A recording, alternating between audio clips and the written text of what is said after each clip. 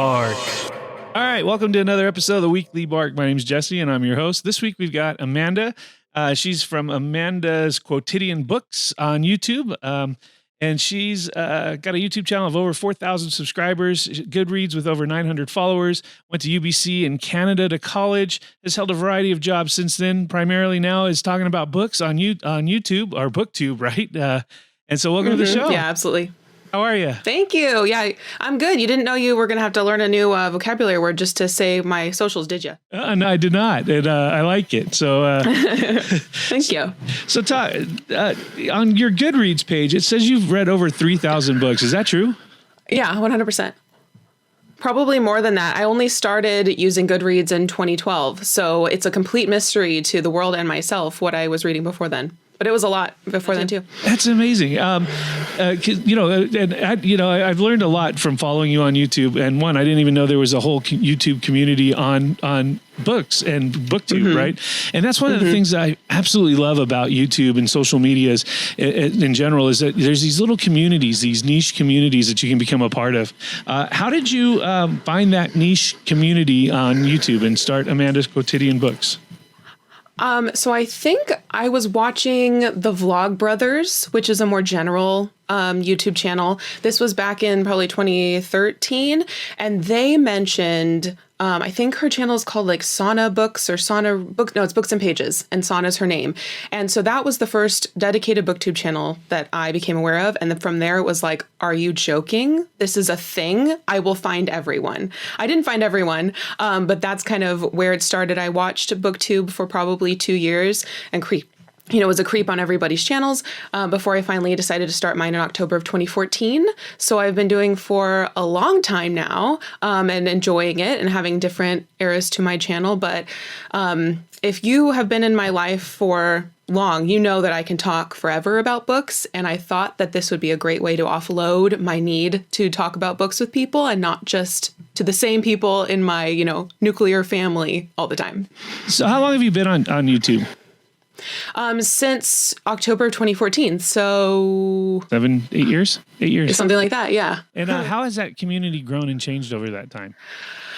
I can more speak to how my place in the community has changed over time, more than the community itself. In the second half of my tenure on BookTube, I've been a lot less involved in the community. I've been focused on the small channels that are my my true loves, who I will watch them talk about anything if I'm never going to read that book, rather than being aware of the BookTube community at large.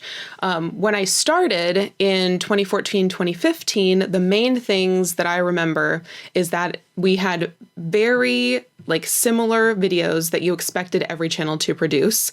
And I didn't particularly like being in that box, though I was in it for a long time because I thought that was the only way that my channel could grow.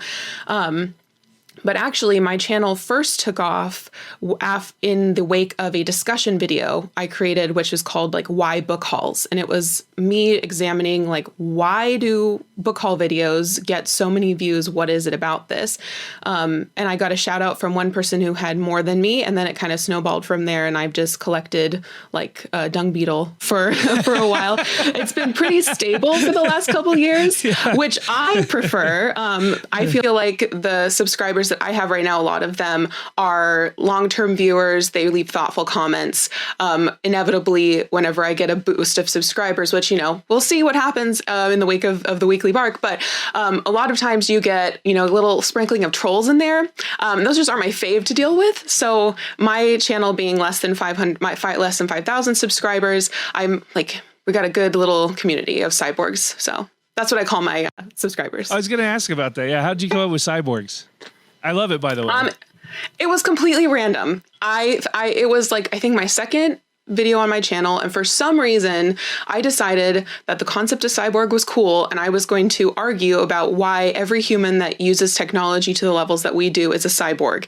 And then I decided that I needed a catchphrase. And so hello, fellow cyborgs just had a ring to it. And I just went with it and never changed it. Yeah. Never changed it. I'm jealous. I want something. I can't come up with one that I feel like comfortable. There's another podcast I listen to, and he calls his our listeners what is it? The conscious monkeys, right?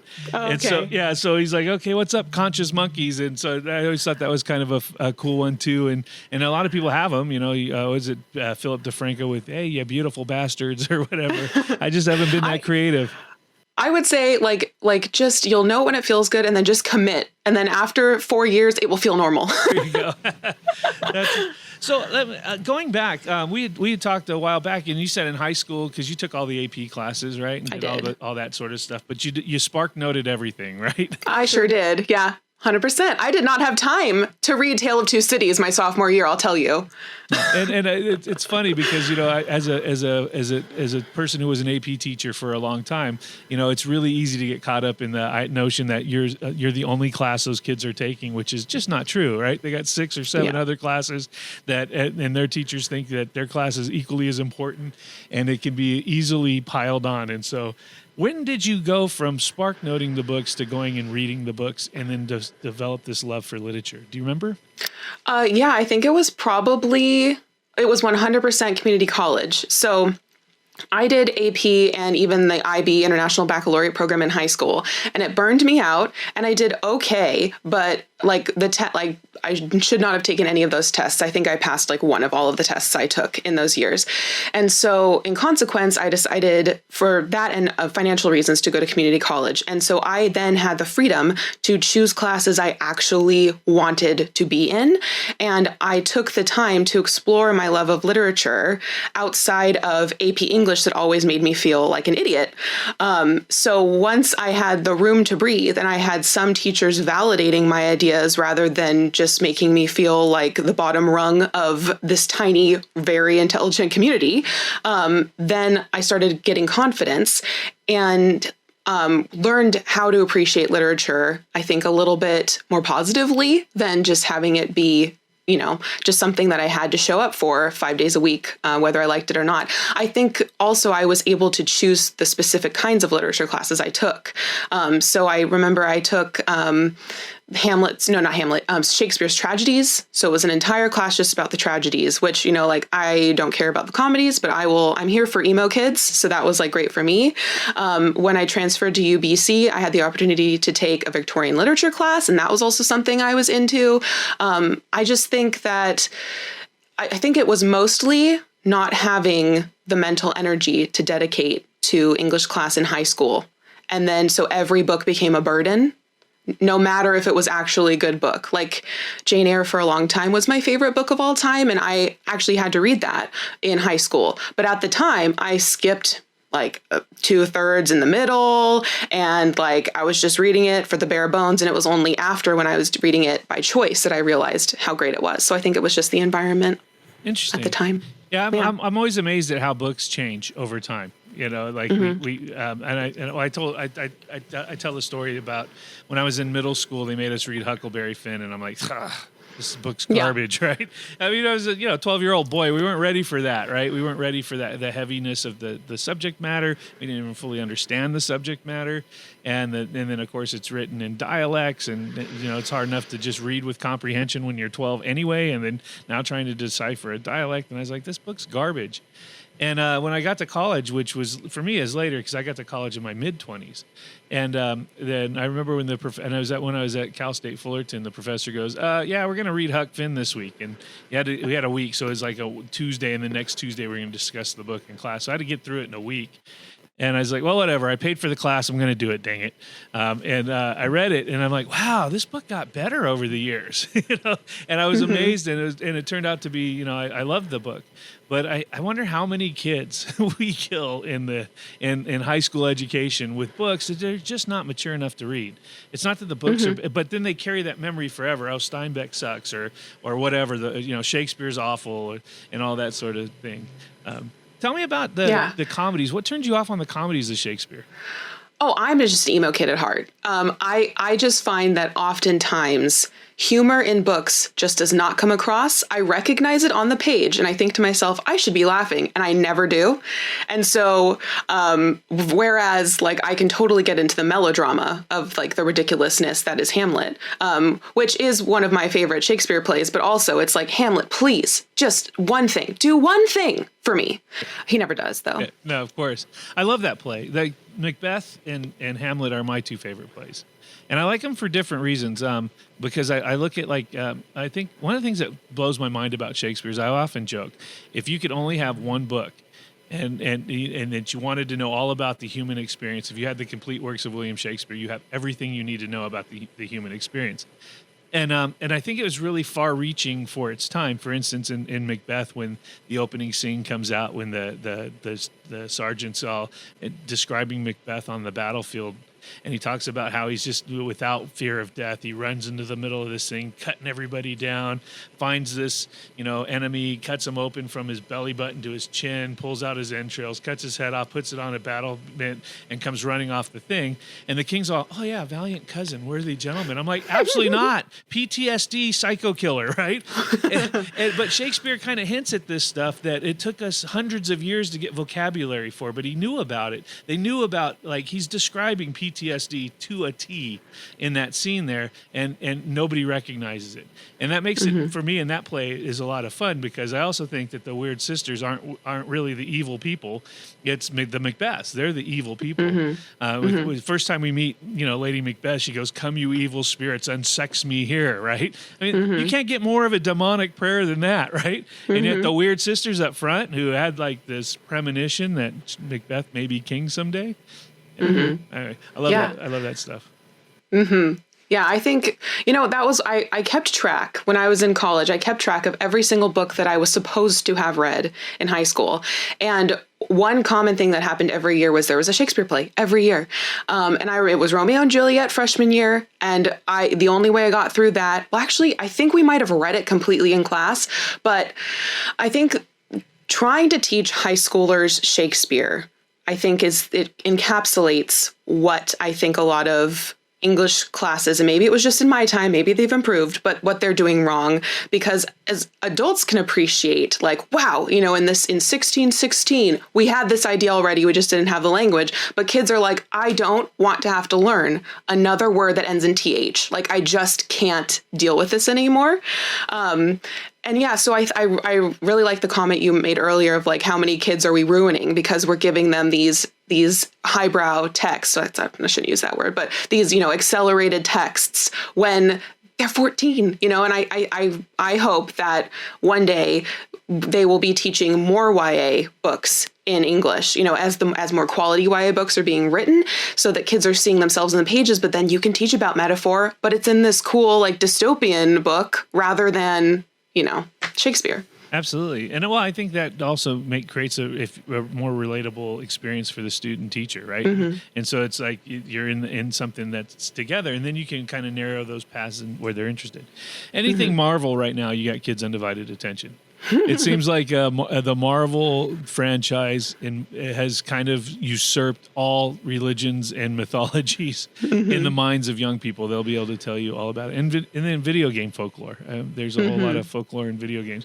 Like my son, who's 6, he can tell you everything there is to know about Minecraft and yet have never played the game. Wow. Good for him. Yeah, but he reads books on it. I mean, like, that's just it's almost like a collective consciousness where they gravitate towards these subjects. And it's like you see the dedication, you see like the in-depth understanding. Like, I don't know what's happening in the Marvel universe. Like, apparently there's 7 timelines. I don't know, but a 12-year-old does somewhere. Many 12-year-olds do know, and I don't know. So it's just about like, how can we engage with them? Do we have to do it through Siddhartha? Do we have to do it through Voltaire? Do we? Yeah. It's funny. Siddhartha, that's a book that I was given in high school, and I've never read it. And so you talked about your list of books that that kind of went on the shelf. And my buddy, I'm still friends with this guy, one of my oldest friends. We met freshman year of high school, and he'd given me that book. He gave me, actually, this guy is brilliant back then, right? He was just ready for this stuff. But he gave me that. He gave me Emerson's essays and a couple other books, thinking I could handle it, and I couldn't. But I've kept them all. And I remember a couple of years ago, and when I say a couple, maybe 4 or 5 years ago, I read Siddhartha for the first time, and I'm like, this thing is mind blowing, but I would never have gotten that. And the part of that book that was, to me, was the most mind blowing is the end, when Siddhartha realizes he has a son and he wants him, to kind of, and teach him and impart all this wisdom to him. And his mentor at the time, because they're running the ferries across the river, is like, the river's laughing at you. And Siddhartha's like, what are you talking about? He's like, no, the river's laughing at you. And he goes, I don't know what that means. And then it dawns on him, like, he's trying to force his son to be the man that he wants him to be, and then his son runs away from him, which is exactly what he did to his father so many years earlier, and had to go on the journey that got him to the river to begin with. And he was trying to fight the current that he was a part of, that he was created.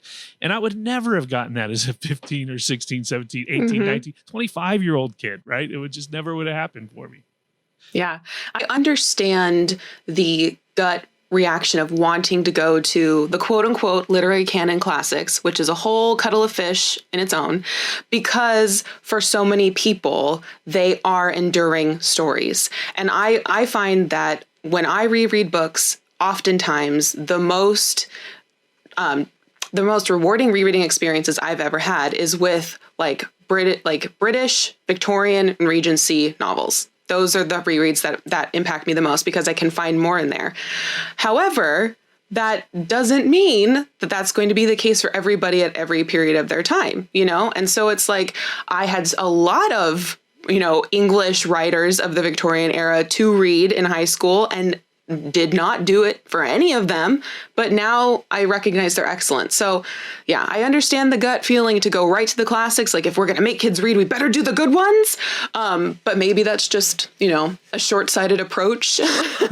Well, I think it is. Having, been an English teacher for many, many years, I think trying to shove it. Well, it goes back to the biblical principle: you never cast pearls before swine. And I don't mean this in a derogatory way. I'm not calling kids pigs. I'm saying you don't give wisdom to people who aren't prepared to handle the wisdom. You gotta earn the right to wisdom. You just can't be bestowed it. And I think in a lot of those texts, what I'm more interested in is, I don't care what the text is. I want you to think about it. I want you to internalize it, and I want you to see it outside of the box. That's for me, that's the most important thing, is critical thinking. And I don't care if we're doing Dr. Seuss, if we're talking about, because you can take something as simple as the Giving Tree, right? Right. And then, and have a really good time with imagery, metaphor. Dissertations have been written aplenty on children's literature. You don't need to have a high reading level or like a complex 3-volume, series to be able to analyze it. You're totally right. Well, you go back to you've talked about Romeo and Juliet. That cracks me up on why we teach that one. Even Shakespeare thought that one was a joke. He makes fun of it in Midsummer Night's Dream with the play. I die. The whole suicide thing. I mean, that's exactly Romeo and Juliet. And so on the one hand, he's making fun of it, and then he's also giving himself a commercial, which is brilliant marketing. And but the one that we always have kids read, and I'm like, why that one of all the stuff in the canon is, why do we still do Julius Caesar every year? That's interesting. I didn't have to do Julius Caesar. Yeah. I didn't do that until college. We did King Lear, Macbeth, I think, Hamlet, and Romeo and Juliet. So I missed out on Julius Caesar. Gotcha. I get the feeling that whenever a school wants to determine that they're going to feed Shakespeare into their children, that they are going to do the ones that kids have a smidgen of cultural knowledge about. So Et tu, Brute, maybe they have heard that. Sure. And so there go, we're going to teach them Julius Caesar. Right. Yeah, I don't think that works out very well. For a long time, it was like in sophomore year, it was Julius Caesar, it was Antigone, which, by the way, why would you do Antigone and not do Oedipus first? Because Antigone makes no sense. Because you're coming at the end of the story, and yet you're giving it to sophomores, and you're giving them the end of the story, so they don't even understand how Antigone got there and why burying her brothers was a big deal. It was just like, it was a silly thing that we used to do. We had to do Medea too. And I feel like those Antigone and Medea were kind of like, here, ladies, we promise, here's a protagonist for you. But it's 2 ancient Greek plays, and we have no idea of the context in which these are placed. But hey, that was, multiple choice, that knowing the background was still testable. So you better get that Wikipedia article out and teach yourself quick about Antigone's family. Well, you bring up a good point about Medea. She's kind of unrelatable, right? I mean, that's an unrelatable story because you're talking about countries that don't even exist. You know, I think she came from Colchis, and nobody knows where Colchis is, right? They don't understand even the Black Sea area and where Jason was going. They don't know the story of Jason and the Argonauts. But you know what story they do know? La Llorona. And La Llorona and Medea is essentially the same story, just retold with a cultural variant, right? Girl falls in love with the wrong guy from either a different class or different country or whatever, usually has twins. Then he leaves her for a woman of his class or his race or whatever. And now she's stuck with these two kids. So then she murders the babies, right? That story is told many different ways across the globe. You know, and it's very relatable. Like in my where I teach at, you know, there's it's a large Hispanic population. They all know the La Llorona story. And you'll have kids telling their versions of it. And so that would be a better way to, I think, to approach some of those stories is look for the cultural variant of it that's more appropriate to the world we're living in. Yeah, I agree. And I think there is, I'm assuming that the reason why La Llorona is more, I'll say sexy today, even though that's probably the wrong word, is that it's kind of a ghost story, right? Like it's about a haunting. Like when I think of La Llorona, I think like, oh, we have a scary lady ghost and here's her horrible backstory. Whereas Medea, it's like big emotions, jealousy, look at what can happen, you know, but it's like, but we don't have the layer of cool ghost story on top. So you can teach, you know, if you, like you said, if you find like the interpretation that is going to add diversity or interest to what's being discussed, then it's just a win-win. All right. Except you get the Deus Ex Machina, right? Where she rides off on the dragons at the end of the Medea story, right? Oh, I don't remember that. Didn't make an impression. No, right. No, when he wrote it, he painted her into a corner. And how do you get her out of there, right? Because dragons. So dragons, and she's a witch, and she flies off, and now she can go and live out whatever. You talked a little bit about Jane Eyre. Was that the book that changed your direction? If you could go back and say this book made me love books, would that be the one, or do you have a different one?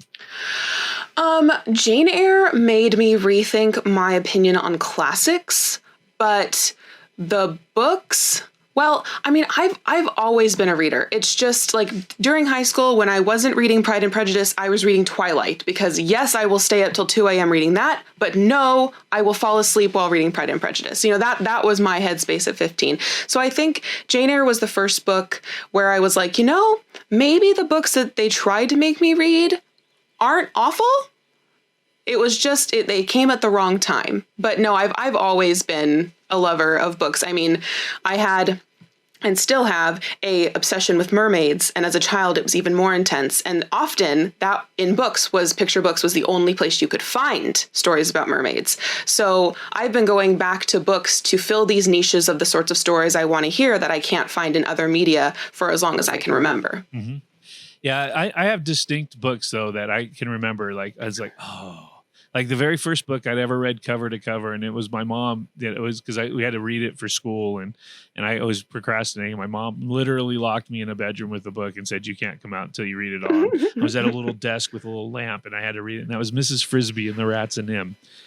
Okay, and I haven't read that, but I've seen the movie. Oh, I loved it. The book was great. Well, I don't know. This is my 8-year-old self, or however old I was. I can't remember what grade I was in, but whatever self that was, that book was. I mean, I was so glad I muscled through it. And then I went into like kind of the, you know, like I would get those, you know, where they take the classics but it's like a picture on each page, so it's the abridged classics. Yes, I used to get those for Christmas all the time as a kid. And I think I read like a Sherlock Holmes and the Hounds of Baskerville, and I was like, oh, that one's pretty good. And, you know, like little stuff like that. But then the next big book it's funny because as I go through my life, I can go, so the next big book was, I think, middle school, and it was The Outsiders.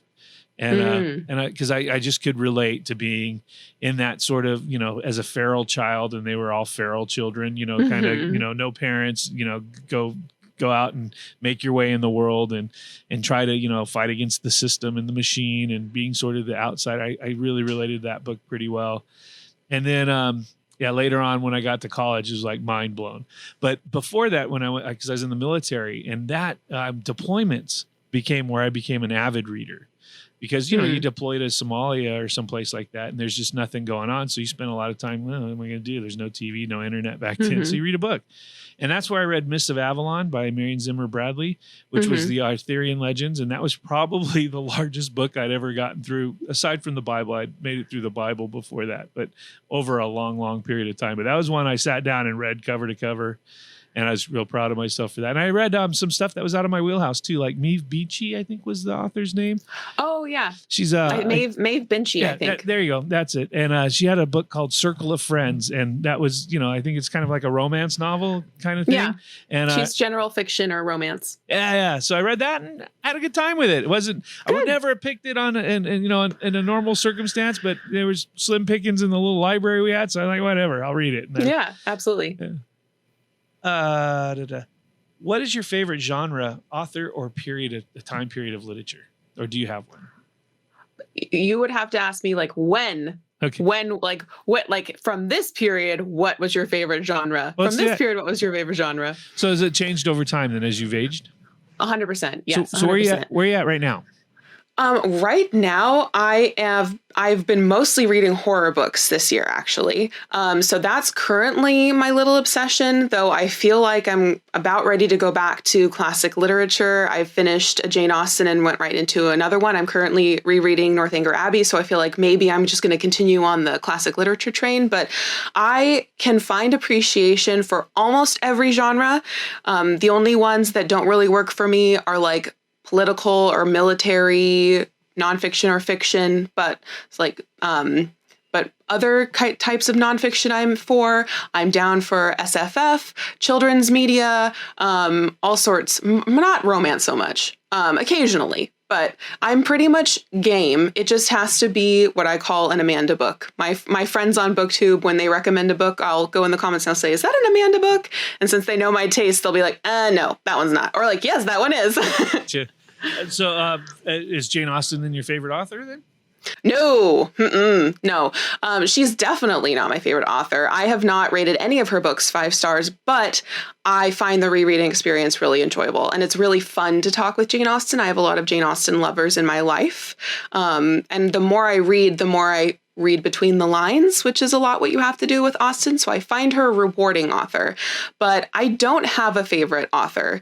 Right now, if you like tied my arms behind my back and forced me, I would say my favorite book is East of Eden, but I feel like that's kind of a year out of date, but I just haven't found anything to replace it yet. Sure.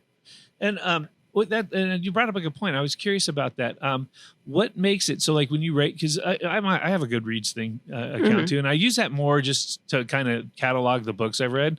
And it always asks, do you want to write a review? And I always feel like, I don't want to write a review. And I'm always kind of a little leery of reviews because I think you're right. Books are kind of situational. And like sometimes I'll read a book and I'm like, that was a dud. But it was a dud for me right this moment. Maybe it wouldn't be if it was a different time, place. So sometimes I'll do a star thing just so I can kind of keep track of that. But I always kind of am leery on that. And it's really random if I'm putting a star thing on there, it's just kind of like, that was pretty good. That was a little better than pretty good. That was awesome. I enjoyed that ride. And then that's kind of my 5, 4, 3, right? Well, what's a 5-star for you? What makes a 5-star read for you?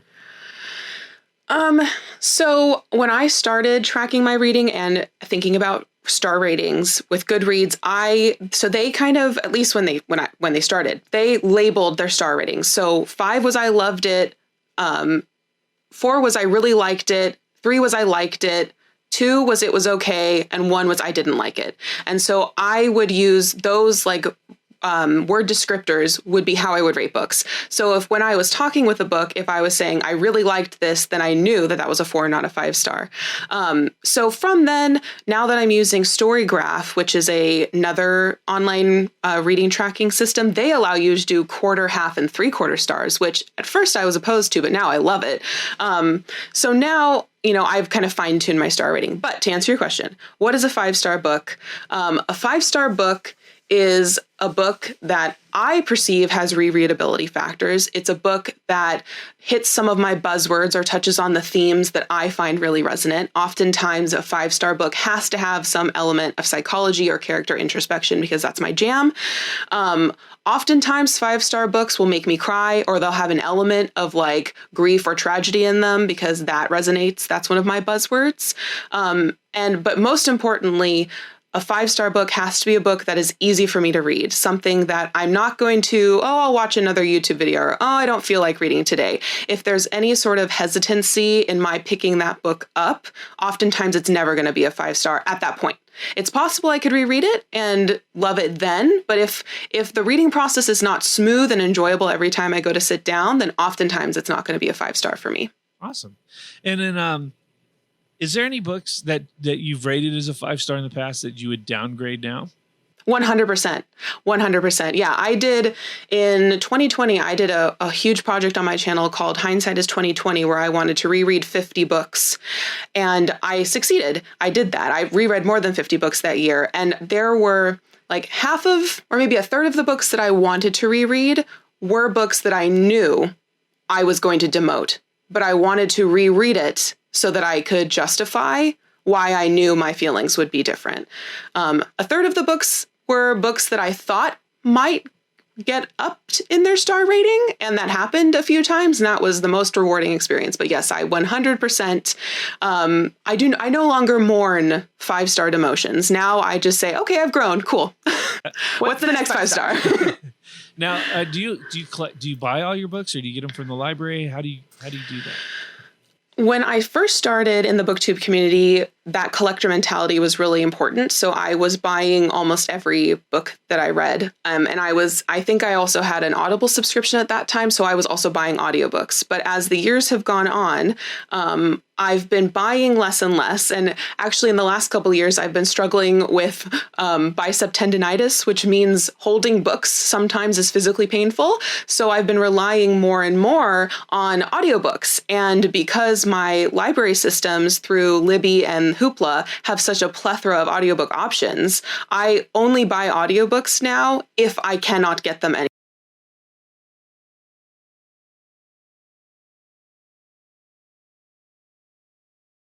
Will still occasionally find myself wanting to buy physical books because it's fun and the consumerism and the satisfaction of having a thing. But whenever I go to seek out a new title, oftentimes I look to see if there's an audiobook first, if there's a free audiobook first, and then I look to physical copies. I don't often borrow physical copies from the library because I'm really slow to read.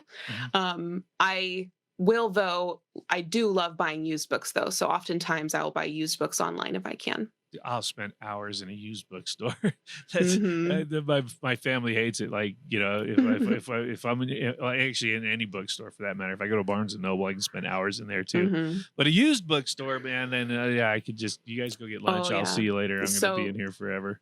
That's definitely one thing I miss about Vancouver and Victoria, which were the two places in British Columbia that I lived for a while.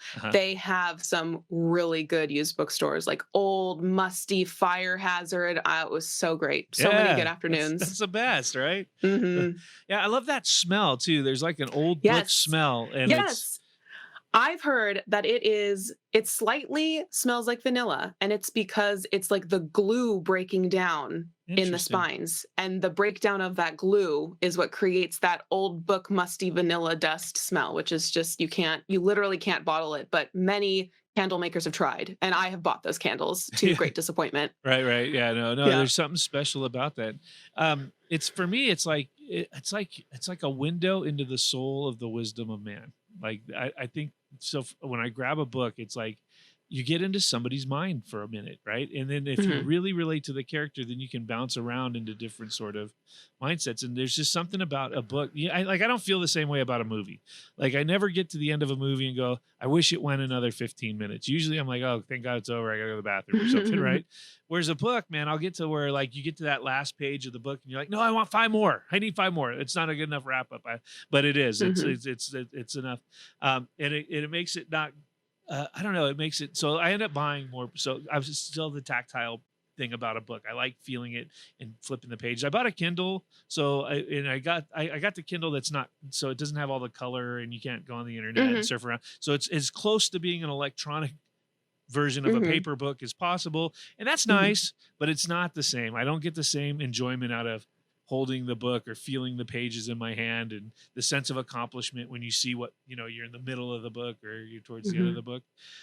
And when you talk, and so, but I love that with the Libby app and all that. So I guess this whole long-winded thing that I'm getting to here is because comprehension is an interest to me, right? So I love book on tape. I love the fact I can pop in some headphones. I can go do dishes, or I can be, running errands, going for a walk, and I'm listening to this book on tape. Where do you feel that you have better comprehension with the book in hand, with the book on tape, or do you ever do with a book in hand and book on tape simultaneously? I've tried to do book in hand with book on tape.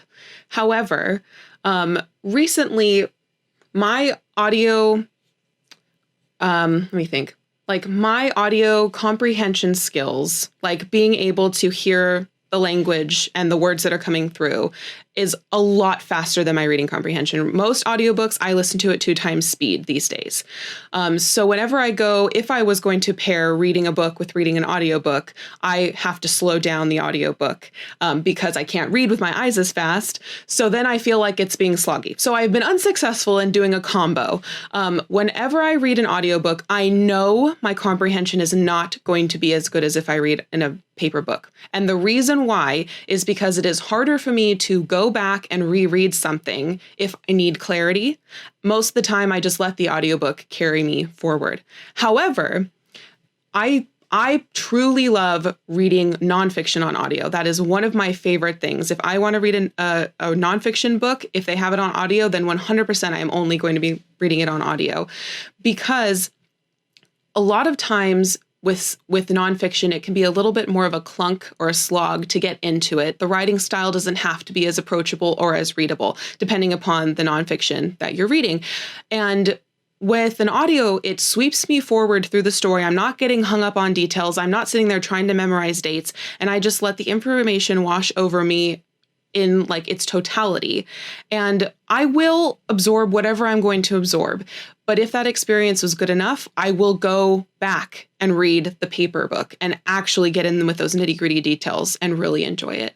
I think that there's something really collaborative about reading a book with your eyes, either on the ebook or on an e-reader or in a physical book, because you get to decide what pace. You get to determine how that person says that thing. You get to make up a little scene tangentially, and then you're like, oh no, I got to get back to the real book. I spend so much more time reading physical books than I do audiobooks. And that makes each experience really individual and really special because I was part of making that an actual thing in my brain. However, I have found that some of my most enjoyable reading experiences have been through audiobook because some of these narrators just bring characters to life in ways that I know I could not have done ever for myself. So it's not perfect. It's a mixed bag. If I want a wholly enjoyable experience with less effort, I will go for the audiobook every single time. If I know that I want to dig deep and I want to reread this book carefully, or I want to read it carefully the first time because I think it's going to be important, I will read it with my eyes. And you get to mix and match. One of my favorite things is rereading books on audio that I read physically the first time and just seeing how that experience is different now that you have this mediator of a narrator. It's also fun to do it that way. Oh no, I love that. Yeah, one of the things I do, you nailed it there. There's been several audiobooks that I've read, and the person that they hired to be the reader was fantastic. The first one that came to mind, and I can't remember the actor's name, but he's a famous actor, and it was Ralph Ellison's The Invisible Man.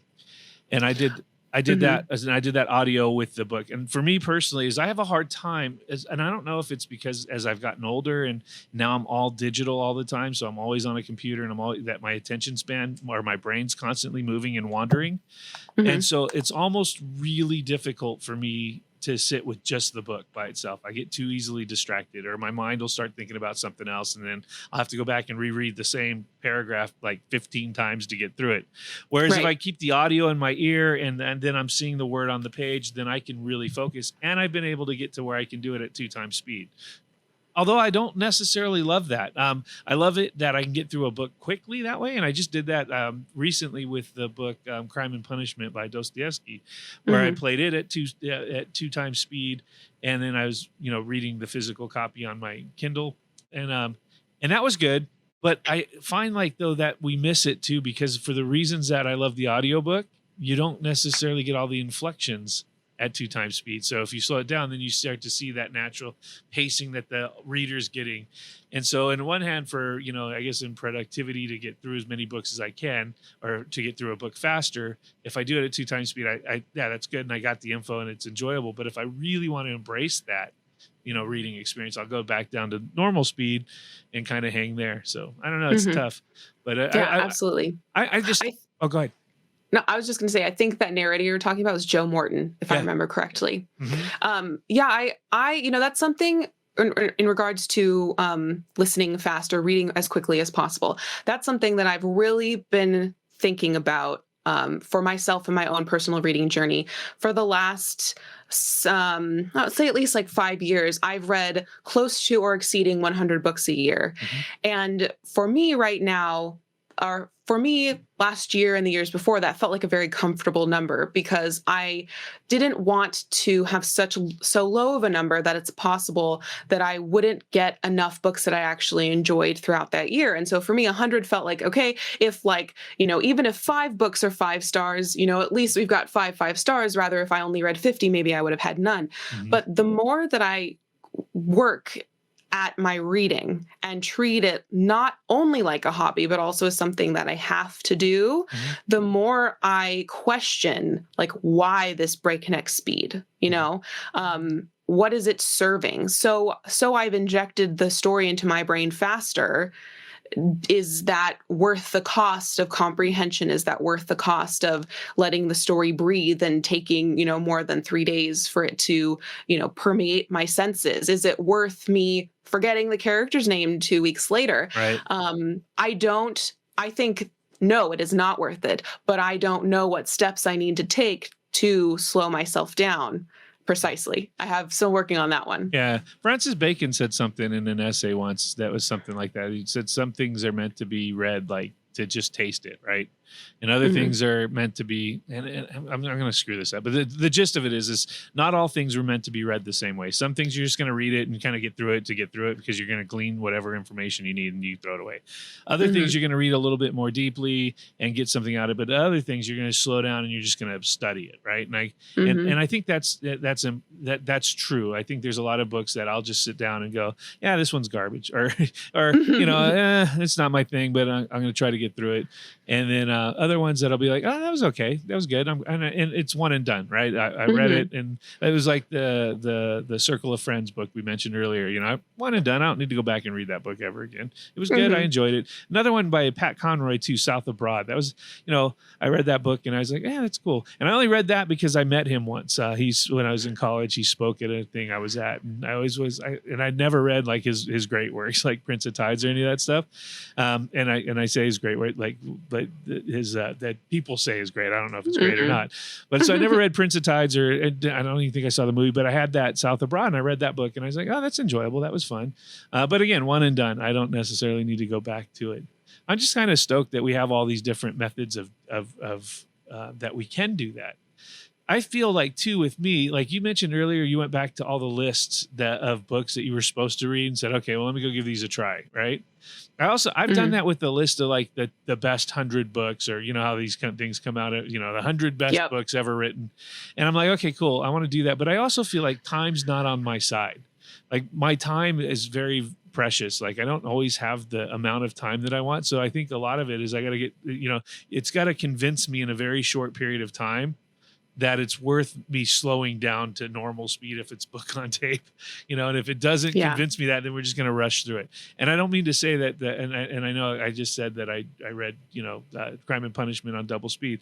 That was a book I just wanted to get through. It's been on my shelf for years and I wanted to get through it. I know some people really love that book. I was pretty bothered by the book, so I guess that makes it a good book, right? If it, you said if a book makes me cry, it gets a 5-star. Like I've never really cried reading a book that I can remember, and maybe I have, but I've cried retelling the story of a book. And that's always embarrassing to me. Like retelling a story, especially if I'm in a classroom, and then you start to then I start to well up in something, and I'm like, oh man, the kids are going to have a field day with this one. But yeah, Les Miserables, the one that comes to mind on that one. Like, I think that's just a beautiful story, in many little vignettes of it. And so retelling it, I'll tear up and get choked up. But reading it, I don't necessarily get choked up. Well, I mean, from what I know of Les Mis, which I have not read, isn't there an entire chapter on like the sewer system? Well, there's a lot of, yeah. So I could understand that not being a terribly emotive experience when right then. I read Moby Dick, and the first 150 pages were amazing. And then they got on the ship, and I did not care about whaling. And this book wanted to teach me. So, I can understand. See, Melville's one of those guys, like, I've tried to get into him. I just can't do it. Like, I've tried to get through Moby Dick, just can't. Bartleby the Scrivener, and oh man, I just rather just hit myself in the head with a hammer. And that's I always side eye like the 100 books you have to read, because because I think that that list does not exist. Like 100 books that you, Jesse, have to read, that list does exist. And I implore you to find that list for yourself. Mm-hmm. But the chances of that list matching up with this list that some random person at the New York Times book review came out with is slim, and just because this is a book that is good, that a lot of people have agreed upon, that doesn't mean it's going to impact you. Mm-hmm. That doesn't mean the themes in it are something that you need to read in this form. So one thing that I love the BookTube community for, and even if I no longer had my channel, what I would go back to the BookTube community for is for recommendations, because I think back to the Wild West of how I found books before Goodreads and BookTube came around, and I just have no idea how I found anything good on my own, walking borders or listening to friends who did not read the same thing as me. But now I have, so many books on Goodreads and so many books on Storygraph. I know I will never read them all in my life, but I keep adding to that list. And in the hopes that the ones that I do choose to actually sit down and read will have been worth it. Yeah, absolutely. No, and I agree. And not everybody, and that's the beauty. I think that's why we have so many books, right? Everybody's got their own kind of niche. And I think we changed, like you said, what I liked when I was 10 is not necessarily what I'm going to like when I'm 15 or 30 or 40, or now I'm heading into 50, and so all those sort of things come back. One of the things, as an avid book collector, I have a whole shelf full of books with bookmarks in it about 20 pages in. Do you ever get that experience? And do you ever force yourself to try to go back to any of those books? Or are you kind of like, if it didn't get you once, man, it's over?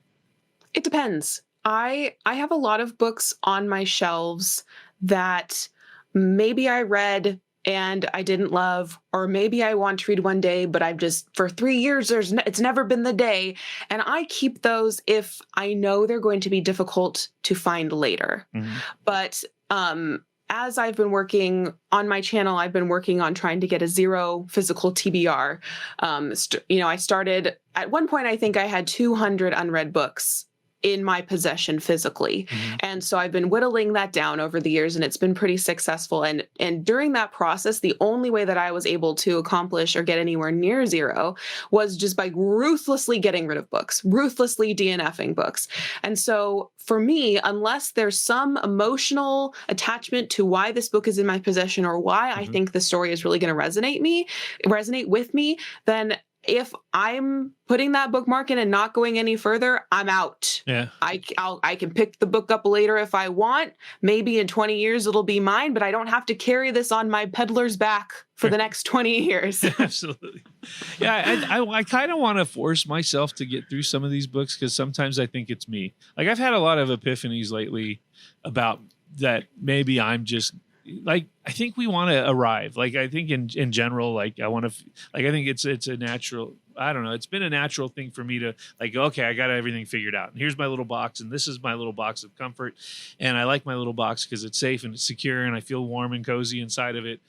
And even though that sometimes that means that I dismiss some things that maybe I should give it more chances. And so I kind of want to force myself on some of those books sometimes to try to read them with an open mind. Like I'm reading one now that was a book that I'd heard about on another podcast, and the guy that was running the podcast had recommended it, and I'm kind of reading it, and it's, to me, it's just hokey. It's like I can't take it serious, but the guy's writing very seriously, and it's a nonfiction book, and I don't want to blast the book because I haven't given it enough time to really kind of trash this book, but I'm having a really hard time to staying motivated to get through it, because as for every little bit of wisdom that I'm like, oh, that's pretty good, there's so much stuff that I'm like, that's just hokey to me. Like, but I kind of want to force myself through it. I want to force myself to get through the book with an open mind. Maybe because there's a lesson I need in there. Maybe the book's not hokey. Maybe I'm hokey. I don't know if that works out or not. But yeah, I mean, considering our age differences, that you are older than I am, my next comment's going to be weird, but like I admire the naivete of that statement, Jesse, because here's the deal. If there's a book that I wanted to read, there's going to be a reason why I wanted to read that. And where I am at my reading right now, if my goal is to learn more about indigenous cultures, or to learn more about botany, or to read more of the science fiction classics in the 1950s, there are many books that can tick those boxes for me. And so if the one I happen to pick up is a slog, is it me? Or is this just not my entry point into this new experience? And I think these days, I'm thinking it's not me. And there's more books out there that can teach me similar ideas. And maybe I could come back to this one. But that's just me from my little position here. No, I think it's and I don't have it figured out. I wish that's, the older I get, the more I realize I don't have anything figured out.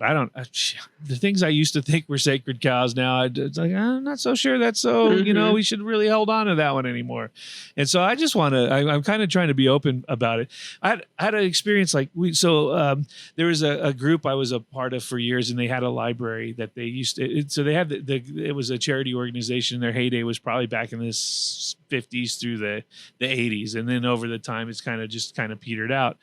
But back in the day, they had this really large library with tons of books, and people would come and check them out and all this sort of stuff. And so anyway, the building that it was in had, gotten sold. So everybody boxed up all these books and threw them in storage. And then so years later, we're going through the storage, and there's all these books, and they're like, yeah, we're just going to toss them. I'm like, oh no, you can't throw away a book. Right. And I'm like, so I went through and there were thousands of these books. And, but a lot of them were period pieces that were written, that were like, bestsellers in their time, that came out in the 40s and the 50s, and it was the whole wrench. So I got a book. So I got some gems out of that. Like I got a book from like 1864 that was on the shelf, and I'm like, woo, that's nice, and then and a bunch of other ones that kind of that were old like that. And so that was nice. I got a second edition of To Kill a Mockingbird that was in that library. So that was pretty cool. And then, but then a lot of them were just, books that had come out, in the like 40s, 50s, 60s ish time frame. And they were popular books in the day. And I was like, well, I wonder if there's any value to these things. And so I started Googling them, and there's no value. It was like they had their time. They were specific to the culture and the time that it was. And it was kind of like, the shelf fillers of Barnes and Noble back in those days, although I guess back then it might've been B. Dalton or something like that. And it was important to that generation of people in that headspace, but there was no literary, whatever that means, value to it in a modern sense. And like the authors were long since forgotten. Nobody's talking about them. All their works are mainly out of print. And then there's just no resale value for any of these things. And it was like, and I was like, wow, that's kind of a tragedy. And yet it's beautiful, because that gives every generation a voice, and every generation the ability to sort of write their experience. And it may not ever go anywhere beyond that. It's because we talked a little bit earlier about the top 100 books. And I kind of think there are certain books that do need to stick around and should be part of the canon, whatever that is. But then I'm also open to the idea that the canon's definitions can change. But I don't know. I think that's important to like certain books, like if they speak on a sort of universal level, I think that's important to keep those ones around. hmm I think a lot of books that are currently on the canon, though, Mhm. would say that that's exactly why they're on the canon. But a lot of these books are, from one specific sort of point of view, maybe a second sort of point of view.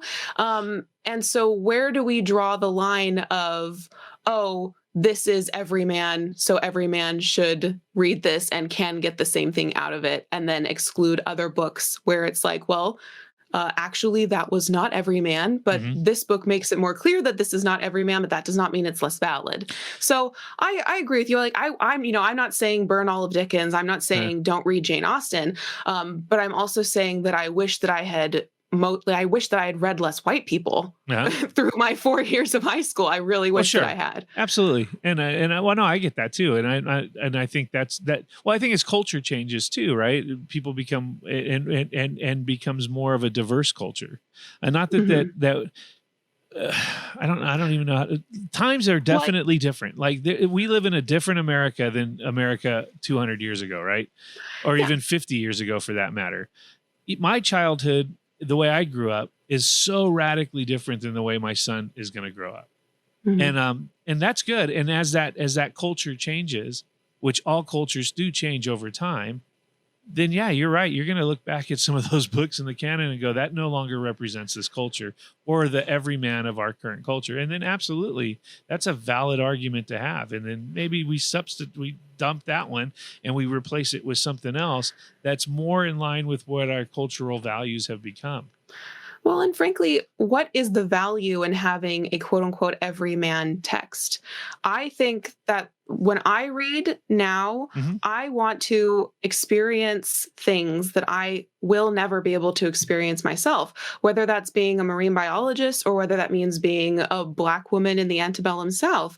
And I think that's the beauty that stories and the diversity of stories that we have had throughout the years and that we continue to have upcoming, as long as publishers continue to publish those voices who, need that extra megaphone. Hmm. But yeah, so I personally, I understand why the idea of having a book that is just boils down to humanity at its core is important. But I think that oftentimes that just it just means just certain kinds of stories. And I Hmm. think that there are stories that I don't know if they'll ever be like, I don't know how many books right now are currently on the 100 books you have to read that are in science fiction, Hmm. that are horror books, that are fantasy books. I don't know how many there are on that list. I bet you it's less than a quarter of those books would be considered quote unquote genre fiction. I bet Sure. you most of them are general fiction, modern classics, or classics. Mhm. And I think that that's definitely a huge hurdle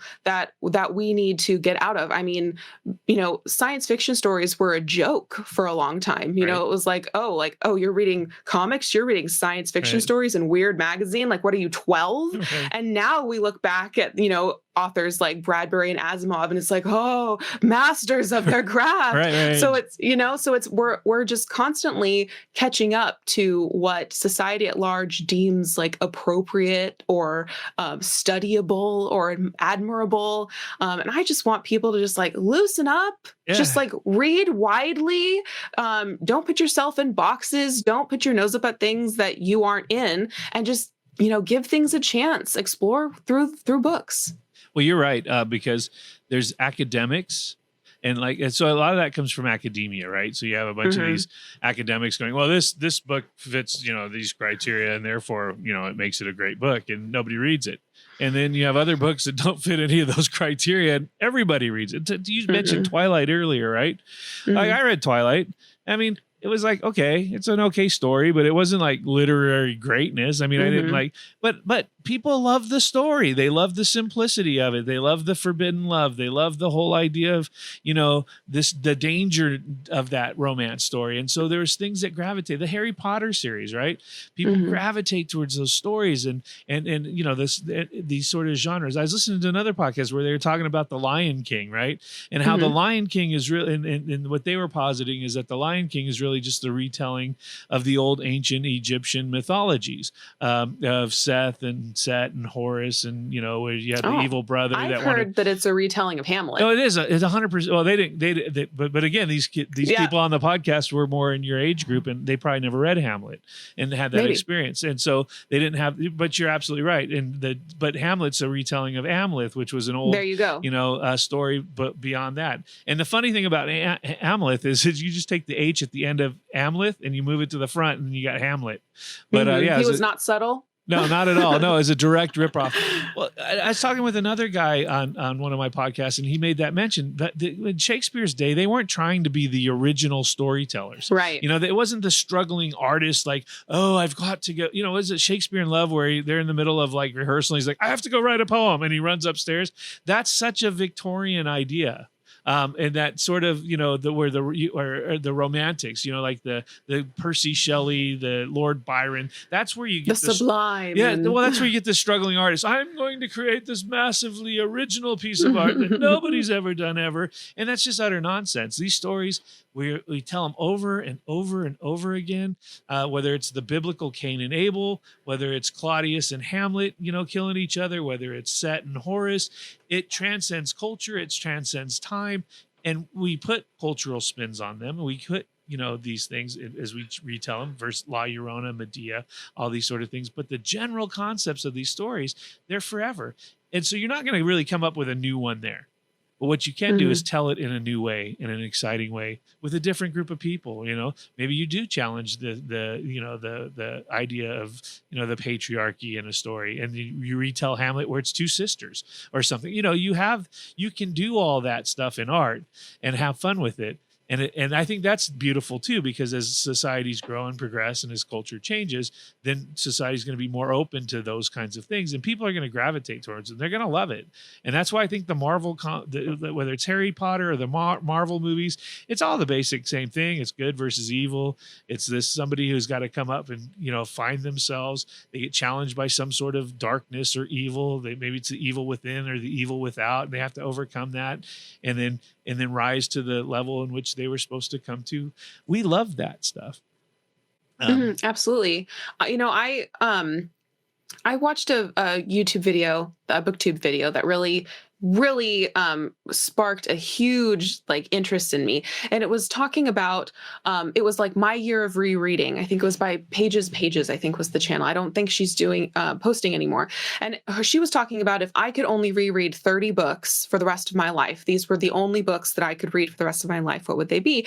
And one of the things, one of the rules that she put for herself as how she would come up with this list was that if there's a certain sort of story, she would choose to read the original source material over a new one. So I would choose the ancient Egyptian or the ancient Greek story over a modern interpretation of it. And I think in her mind, it was well, the original is the true soul of the thing. But I never agreed with her in that. I think that a lot of times, even if this is the first or the true core story, there's something really inaccessible about these cultures that we no longer understand fully.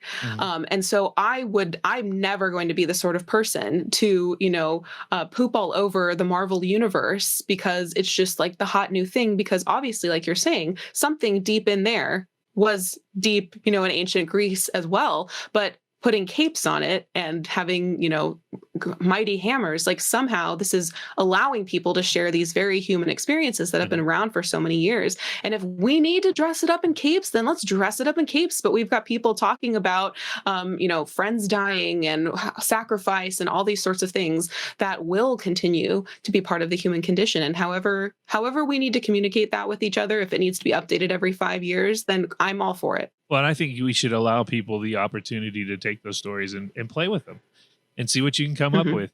And if it works, it'll work. And if it won't, it won't. It'll either resonate or it won't, right? At the end of the day.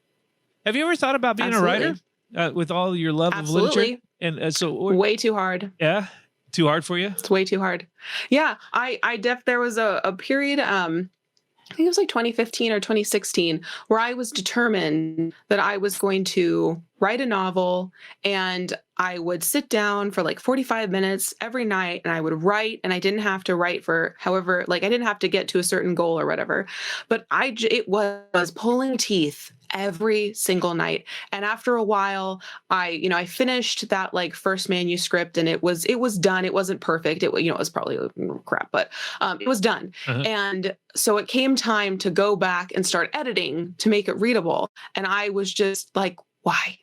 I did not enjoy any moment of this. So I will always be a reader, and I 100% respect the mad skills of anybody who actually finishes a book and polishes it.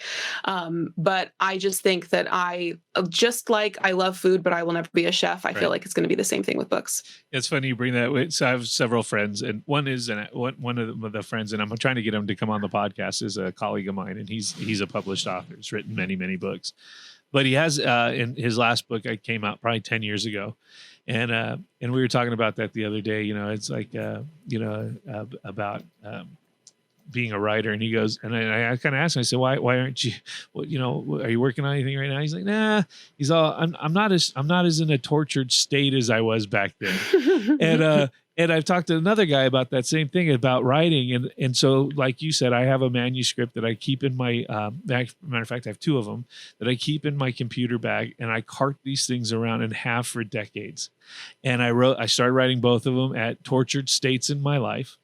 And and one of them I got to the point to where I needed to go, because the writing part wasn't the problem, man. I just would sit down and it was just, and it would just pour out of me. Right. And I had so much to say. It was going back and then having to read that and edit it. And I just have and now I'm in such a different headspace. Like my life's great, and there's no torture anymore. And like I've gotten rid of that pain, and I don't feel like I have to get this out. And so now my art, I still want to create art, but it's in a very different sort of way. And again, I enjoy the reading, but I think eventually I'm going to have to go and just finally say goodbye to those manuscripts and burn them in the backyard and just totally be done with that, instead not carry them around in my case anymore. But yeah, I think that every single person has at least one story to tell that could be a book, but they don't all have to be. And I think, for me, it was a really enlightening experience to know that just because I love one aspect of a thing tremendously, it doesn't mean I'm going to love all aspects of that thing. Right. And just to be at peace with sometimes just being the critic and not the creator is not the end of the world. If being the critic, as amateurish as I do it, is the most enjoyable thing for me. So, yeah. Yeah, no. We gotta have. The audiences. I think it's a symbiotic relationship. I really do. I think you have the writer and you have the reader, and you have that sort of, and it's almost voyeuristic, right? You're like the author is giving us this sort of intimate window into some other world we're not a part of, and then we get to be the voyeur and go into it for a while, walk around without any of the dangers. Right. Like that you were talking about, you're in the horror genre phase. And I went through a whole time where I was in the horror genre phase, and I read almost everything Stephen King had written, and John Saul, and the guy from Newport Beach. What was his name? Anyway, I don't think I know. But yeah. Anyway, I read all these books, and I went down that place, and then I kind of just got, okay, that's enough of walking in the world of tormented souls and tortured, minds and psychological despair, and so I kind of got out of that. But I'm heading back. Well, hey, before we wrap up here, what's the future for your Quotidian channel? What do you see there? I have no idea. I have no idea at all. I think for a while, my channel has been something that I've continued to do because it isn't too hard to do. But I was recently rewatching some of my old videos, and I just looked so much happier in them, and I was so much more excited in them. So I think my main goal with the channel is not just to continue it for the sake of continuing, but somehow find a way to recapture that exuberance that I had not too many years ago, but that I haven't felt has been with my video making. So I think finding joy in my channel is going to be the main like thesis and journey for the next while. That's great. You think about expanding the content a little bit then, or are you just kind of stick to it? I don't know. I don't know what you mean by expand the content, but I think maybe exploring the sorts like crafting channel or something. I don't know, some other content. No, I don't think I'm going to go outside of books, because books still are my joy, but I think it's just find a slightly different way to talk about them than I have done. And I think just maybe being creative with the sorts of videos that I make around books, rather than feeling like I have to be making a certain sort of video. I think, my channel started originally as like a way to chronicle my reading and also engage with the BookTube community. And I don't know if I want my channel to chronicle my reading in the same way that it has done. I think I'm kind of at the point where if you want to know what I'm reading, then follow me on Goodreads and Storygraph. But if you want to hear what I think, then come to my channel. Awesome. Oh, and that brought up a good point. Where can people find you? Oh, yeah. So on YouTube, it's Amanda Quotidian Books is my channel name. On Instagram, it's also Amanda Quotidian Books. I don't post there very often, but it's possible I could restart. So you can enjoy there. And then Goodreads, I think it's Amanda Quotidian Books as well. So you're welcome to find me there. Awesome. And I'll put links to all of that if you're watching this on YouTube in the little bucket down below. And if you're listening to it on Spotify or one of the podcast stations, you can hit the weeklybark.com, and I'll have a link to all of her stuff under this podcast there. Well, hey, thanks for coming in today. I've really enjoyed the conversation. I hope we can do this again sometime. Yeah, absolutely. Anytime you want someone else to just blather on for ages about books, you know where to find me. Oh, that's my thing, man. I was an English major in college. I love books. And it's hard to find, it's hard in a normal world, not a normal world, but in like your natural setting, right? To find people who will love books the same way. Most people are like, oh, just shut up. Let's go watch a movie or whatever. But once you find those capital R readers, then you're just like, yes, forever. Yes, you and me. Exactly.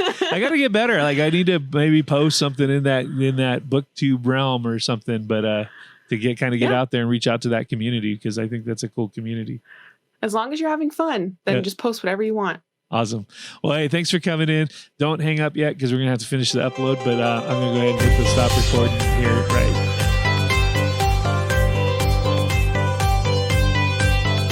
The Weekly Bark.